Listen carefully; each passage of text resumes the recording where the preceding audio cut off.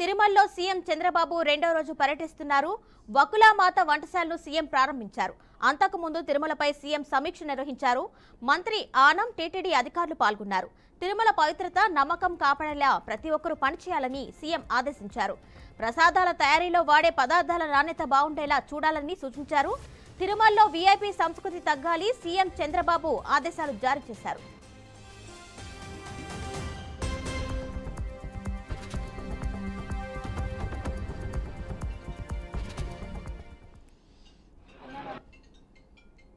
Vakulamatha kitchen ఇక్కడ ప్రారంభించడం చాలా సంతోషం. 1,25,000 వరకు ఏది కావాలన్నా తయారు చేసే అవకాశం ఉంటుంది. దీనివల్ల ఇప్పటికీ 3 కిచెన్లు వచ్చాయి. దీనివల్ల క్వాలిటీ బాగా పెరిగే అవకాశం ఉంటుంది. ఎప్పుడు కూడా వెంకటేశ్వర స్వామి దగ్గరికి వచ్చిన వారు ప్రసాదాన్ని కానీ అన్నాన్ని కానీ ప్రసాదంగానే భావిస్తారు. అన్ని జాగ్రత్తలు తీసుకుంటున్నాం.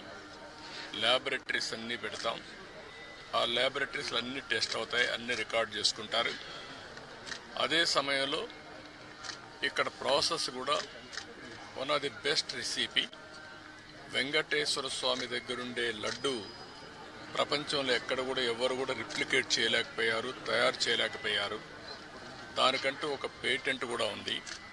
రాబోయే రోజుల్లో ఫీడ్బ్యాక్ కూడా తీసుకుంటాం. అదే సమయంలో ఇక్కడ వాటర్ కన్జర్వేషన్ కూడా లాజికల్గా తీసుకుపోవాల్సిన అవసరం ఉంది. ఒకప్పుడు మెడిసినల్ ప్లాంట్స్ కూడా తీసుకొచ్చి పెట్టాం.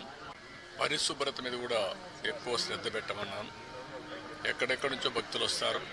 భక్తులు వచ్చినప్పుడు వాళ్ళకు కావాల్సింది వెంకటేశ్వర స్వామి నామం తప్ప ఇంకొకటి మాట్లాడే పరిస్థితి లేకుండా వాళ్ళు అన్ని విధాలు ఒక ప్రశాంతమైనటువంటి ఒక దివ్య క్షేత్రంగా ఇది ఎప్పటికప్పుడు ఉండాల్సిన అవసరం ఉంది.